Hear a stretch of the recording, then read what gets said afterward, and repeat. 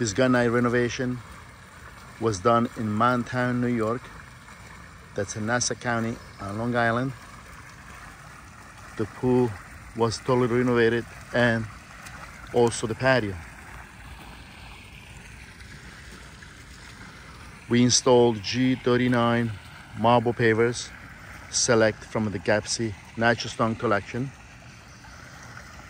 For the patio we used a French pattern and 2 inches thick coping for the swimming pool.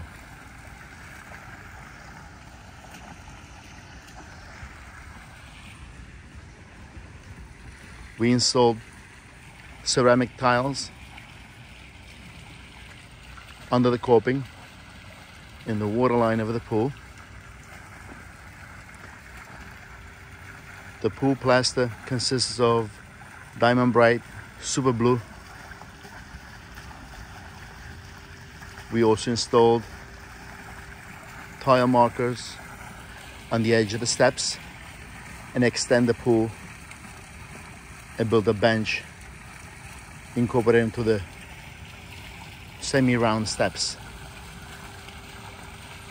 We also added a jacuzzi on the outside of the pool, spilling into the pool.